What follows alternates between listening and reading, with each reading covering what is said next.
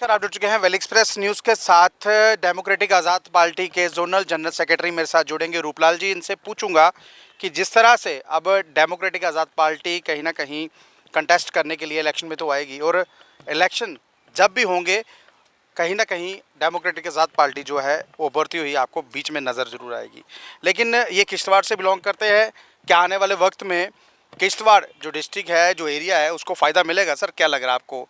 पहले मुझे अपना इंट्रोडक्शन दे दें आप। Good evening to all of you और थैंक्स आपके चैनल का।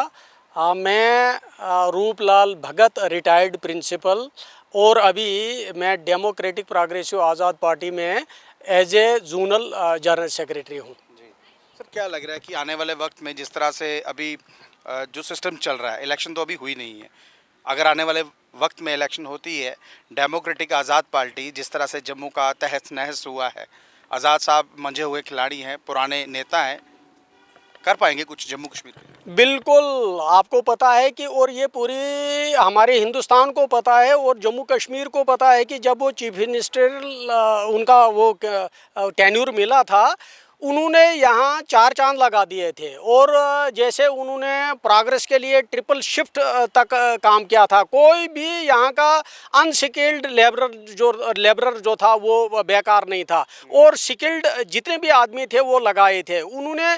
उनके बेमिसाल अनगिनत, मेरे कहने का मतलब, वो यहाँ की डेवलपमेंट की है उस अपने चीफ मिनिस्टर टेन्योर में। जैसे आपको पता है 8 डिस्ट्रिक्ट दिए। मैं अपने किश्तवाड़ की बात करूँगा, 5 लोगों ने शहादत दी थी। 5 लोग डिस्ट्रिक्ट की डिमांड में मर गए थे, शहादत दी थी, और हज़ारों लोग जेल में भर दिए गए थे, लेकिन डिस्ट्रिक्ट किसी भी पार्टी ने नहीं दिया था, चाहे जो भी हुकूमत उससे पहले आई थी। तो आज़ाद साहब के हम ऋणी हैं। हमें उनका ये एक किस्म का कर्जा है जो कि उन्होंने हमें अदा करना है, और उन्होंने हमें दिया। नहीं तो किस तरह अदा करेंगे? इलेक्शन लड़ेंगे कहीं ना कहीं? बिल्कुल बिल्कुल। हमने ये, चूंकि हमने वोट देकर आज़ाद साहब को फिर से वही, अगर चार चांद लगाने, अगर वही अच्छे दिन लाने हैं हमारे जम्मू कश्मीर के लिए, तो हमने कर्जा इस तरीके से चुकाना है। इलेक्शन लड़नी भी है और वोट भी देना है और सपोर्ट भी करना है आज़ाद साहब को। आप बात तो छोड़ ही दीजिए, क्योंकि अच्छे दिनों का नारा जो भी पार्टी देगी उसको कहीं ना कहीं बी टीम माना जाएगा। अब बी टीम नहीं कहूँगा, लेकिन मैं आपको एक चीज़ पूछता हूँ, जिस हिसाब से अभी वन नेशन वन इलेक्शन की बात की जा रही है, आज़ाद साहब को भी बीच में रखा गया, आप किस तरह देखते हैं? देखिए, मैं यहाँ इस क्वेश्चन का ऐसे बताना चाहता हूँ कि आज़ाद साहब एक सेकुलर, ह्यूमैनिटेरियन और एक पैशनेट लीडर हैं। आज़ाद साहब की छवि इस वक्त न सिर्फ जम्मू कश्मीर में बल्कि पूरे हिंदुस्तान में, बल्कि आप ऐसे कह सकते हो कि पूरे वर्ल्ड लेवल पर उनकी छवि इस वक्त ऊंचे कद के लीडर हैं, और साफ दिल के, साफ गो। बिल्कुल आप देख सकते हो कि कोई इतनी देर में पॉलिटिक्स रहने के बाद भी उनके पर कोई दाग नहीं लगा आज तक। कोई माइका लाल उन पर दाग नहीं लगा सकता। वो सबका भला करने वाले हैं, जैसे हर कम्युनिटी का भला करने वाले। मेरे कहने का मतलब, कोई भी रिलीजन हो, हिंदू हो, मुस्लिम हो, सिख हो, ईसाई हो, जैन हो, पारसी, किसी का भी वो मतलब भेदभाव नहीं करते और हर मजहब के लिए करते हैं। तो इसलिए नबी आज़ाद साहब जो है कहीं ना कहीं जम्मू कश्मीर के का मैं थोड़ा सा और ऐड करना चाहता हूं। अगर वो इतने बड़े कद के लीडर हैं, अगर उनको इस पैनल में रखा गया है तो अच्छी बात है। बहरहाल हिंदुस्तान के लीडरों ने भी सोचा कि इस ऊंचे कद का लीडर है तो इसको तो लिस्ट में रखना चाहिए। आगे मर्जी रही आज़ाद साहब की कि वो क्या करेंगे, वो जाएंगे या नहीं जाएंगे, वो तो उन तक है, मैं नहीं कह सकता। आज़ाद साहब को कहीं ना कहीं इस पैनल में रखा और वोट बैंक की कहीं ना कहीं दरकिनार हो जाएगी, परेशानी हो जाएगी। नहीं, ऐसा नहीं है, लेकिन अब वो डिस्क्रिप्शन आज़ाद साहब की है, चूंकि आज़ाद साहब, ये निजी फैसला है आज़ाद साहब का कि वो क्या लेंगे। हम तो नहीं कह सकते उनको कि क्या करो क्या नहीं करो, वो उनका निजी फैसला होगा। लेकिन एक चीज़ मैं और पूछूंगा, गुलाम नबी आज़ाद साहब जो हैं वो जम्मू कश्मीर की दिल की धड़कन थी। बिल्कुल, लोग जो हैं कहीं ना कहीं आज़ाद साहब को चाहते थे जब वो कांग्रेस में थे। अब तो अपनी पार्टी उन्होंने बना ली, अपनी पार्टी बनाने के बाद थोड़ा बहुत ऐसा नहीं लग रहा कि फ़र्क पड़ा है कुछ जनता? देखिए साहब, मैं आपको बताऊंगा कि अगर उन्होंने पार्टी कांग्रेस छोड़ दी, जैसे लोगों का ये सोचना है कि भाई कांग्रेस में बड़ा उनका था कद था, उन्होंने कंट्रीब्यूट किया अपने नेशन के लिए, उन्होंने कंट्रीब्यूट किया। अगर वो जम्मू कश्मीर का भला सोचने के लिए यहाँ अपनी डेमोक्रेटिक प्रोग्रेसिव आज़ाद पार्टी, वो तो हमारे लिए बनाई, वो जम्मू कश्मीर के लिए बनाई, लद्दाख ये जो यूनियन टेरिटरी इसके लिए बनाई, तो हमें कौन सी आपत्ति है? कौन सा लीडर मतलब मैं कहूँगा कि तकरीबन हर पार्टी में नए नए लीडर जाते हैं। जैसे आप देख सकते हो कि भाजपा में जो लोग जाते हैं, सैकड़ों लोग इधर उधर से गए तो बाहर रहकर तो उनको भ्रष्टाचारी कहा जाता था, लेकिन अंदर जाकर तो वो सब हुई ना। गुलाम नबी साहब ने पार्टी जरूर बनाई है। जब 370 की बात की जाती है, ना कोई याचिका डाली, ना कोई एप्लीकेशन डाली, और सबसे बड़ी बात कहीं ना कहीं इस चीज़ में जो है पीछे पिछड़ते हुए नजर आए। नहीं, इसमें शायद लोगों को भ्रम है, और शायद मैं I am sorry for that कि मैं आपको करेक्ट कराना चाहता हूं। हमारे उन्होंने कपिल सिब्बल साहब हमारी पार्टी की तरफ से, या मतलब वो तो एक बातचीत हुई थी कपिल सिब्बल साहब, नहीं, लेकिन बातचीत होने के बाद ही उन्होंने एग्री किया था आज़ाद साहब के कि भाई मैं लड़ूंगा। तो मतलब हमने तो उनको, हमारी पार्टी ने तो उनको बोला था। लास्ट डेट थी याचिका की, लेकिन डेमोक्रेटिक आज़ाद पार्टी की तरफ से कोई याचिका नहीं डालेगी, ना आपने डाली, ना जम्मू कश्मीर अपनी पार्टी ने डाली, ना पीडीपी ने डाली। जो बहुत उछल रहे थे 370 के लिए, किसी ने नहीं डाली। ऐसा कुछ नहीं है। इतनी अगर याचिकाएं, इतनी पिटिशनें लगाई गई हैं तो हम उनका सपोर्ट करते हैं। आज़ाद साहब, ऐसी बात नहीं, आज़ाद साहब उनकी सपोर्ट कर रहे हैं, कोई किनारा कशी नहीं कर रहे हैं। और जैसे कि मैंने पहले भी बताया कि उन्होंने उनको कपिल सिब्बल को तैयार किया था, और उन्होंने माना, और उन्होंने बड़ी अच्छी तरीके से फाइट किया केस को, बड़ी अच्छी तरीके से प्लीड किया केस को। आज़ाद साहब कहीं ना कहीं एक दोस्त भी है, क्योंकि जब यहाँ पर कहा जाता था कांग्रेस पार्टी की तरफ से 23 ऐसे लोग हैं जो अपना एक गठबंधन बना रहे हैं। आज़ाद साहब ने तो पार्टी अलग कर ली, सिब्बल साहब भी कहीं ना कहीं सपा के इस वक्त सांसद हैं, लेकिन ये मेल जोल 370 के लिए हुआ था या सिर्फ बातचीत करने के लिए? नहीं, देखिए, कपिल सिब्बल एक बेहतरीन वकील हैं, एक बेहतरीन लॉयर हैं, तो हमें उसकी क्रेडिबिलिटी पे दाद देना चाहिए। बाकी रहा पॉलिटिक्स क्या है, पार्टी पॉलिटिक्स क्या है, वो तो दूसरी बात है, लेकिन हमने उनकी credibility as a best lawyer होने के नाते उनसे बातचीत की है, और वो उसमें कर रहे हैं, केस फाइट कर रहे हैं। आ जाते हैं आपके एरिया के बारे में, जिस तरह से आप अपने इलाके से इलेक्शन लड़ेंगे, क्या आपका क्या रहेगा लोगों के लिए? जी, ये आपने मेरे दिल की धड़कनों को मतलब वो कहते हैं ना कि वो जगाया। हमारा किश्तवाड़ कॉन्स्टिट्यूंसी जो है वो 75,000 लगभग वोटर्स पर निर्भर कर रही है, और जिसमें कि सिर्फ 12 से लेकर 15,000 सिटी के वोटर हैं, और 60,000 वोटर्स जो हैं वो पेरीफेरी में, यानी कि गांव के लोग हैं उसमें।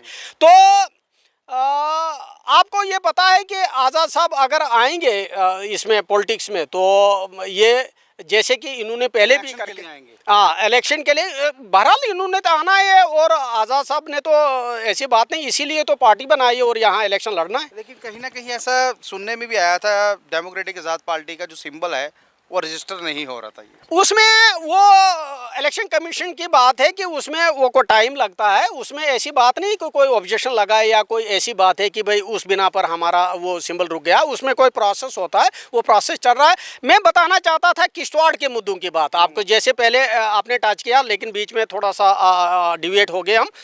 किश्तवाड़ में अभी 6 प्रोजेक्ट्स, लगभग 5 से लेकर 6 प्रोजेक्ट्स चल रहे हैं। आपको याद होगा कि एक डलहस्ती प्रोजेक्ट किश्तवाड़ में आया था। उसने किश्तवाड़ की, जो पहले मैं आपको बताना चाहूँगा कि किश्तवाड़ हम देखते थे कि चंद ही घरों में, 1-2 घरों में शायद टीन लगी हुई थी, तो उस एक प्रोजेक्ट ने वहाँ की काया पलट दी थी। वहाँ की पूरे इकोनॉमिकली जो थे लोग सोंड हो गए, और काफ़ी सारी बेहतरी आई हुई थी। लेकिन आज 6 प्रोजेक्ट्स होने के बावजूद भी, जो कि हम हज़ारों मतलब 20 लगभग 10,000 मेगावाट से ज़्यादा बिजली हम पैदा करके अपने नेशन को दे रहे हैं।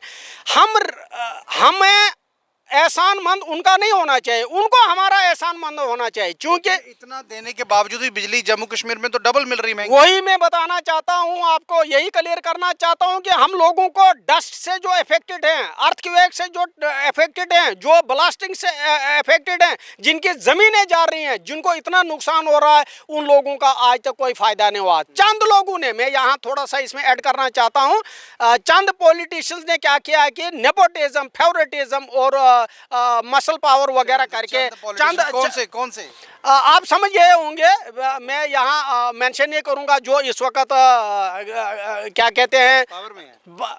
पावरी में समझे, चाहे डिजालो भी हो गया, लेकिन उन्हीं की चल रही है, उन्हीं का सारा सिस्टम चल रहा है। तो उन लोगों ने, और देहात के लोगों को मैं यहाँ एक्चुअली इस वक्त तो मेंबर पार्लियामेंट तो है ना वो लोग।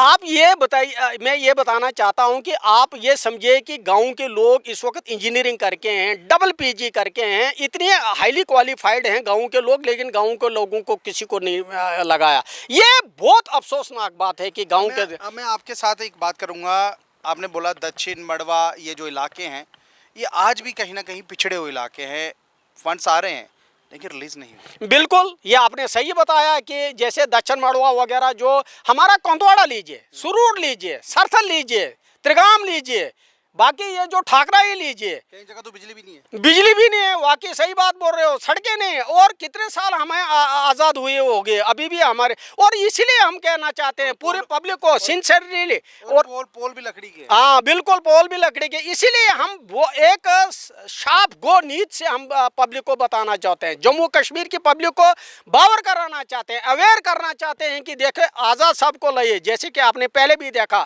आज़ाद साहब ही एक ऐसा विकल्प है जो कि जम्मू कश्मीर की इस दलदल से, जो इस वक्त यूनियन टेरिटरी जो दलदल में जा, और आप देख रहे हो ये दिन ब दिन पीछे जा रही है। यहाँ आप देख रहे हो स्मार्ट मीटर लग रहे हैं। आपको क्या लग रहा है जम्मू कश्मीर कितने साल पीछे जा चुका अभी? आप ये अंदाज़ा कर सकते हो कि हम लगभग 20 साल पीछे चले गए हम, चूंकि यहाँ देखिए ऐसी चीज़ें आ रही है जो कि हमें कभी ख्वाब ख्याल में भी नहीं थी। सर आपने मुझे स्टार्टिंग में बताया कि मैं रिटायर्ड कहीं ना कहीं प्रिंसिपल, अब एजुकेशन का स्तर जो है वो बढ़ चुका है, एजुकेशन बढ़िया हो रही है, लेकिन बच्चे पढ़ लिख कर भी डबल MA डबल PhD कर भी नौकरी नहीं। देखिए मैं आपको इस चीज़ में बताना चाहता हूँ, मैं एजुकेशन डिपार्टमेंट में आयो कंट्रीब्यूटेड 35 ईयर्स। आप ये अभी भी देखिए कि जो देहाती स्कूल हैं, या तो प्रिंसिपल नहीं है, या तो 15-16 लेक्चरर्स में से 5 लेक्चरर्स हैं, 4 लेक्चरर्स हैं, कहीं क्लर्क नहीं है, कहीं ministerial staff I mean to say, कहीं पियान नहीं है।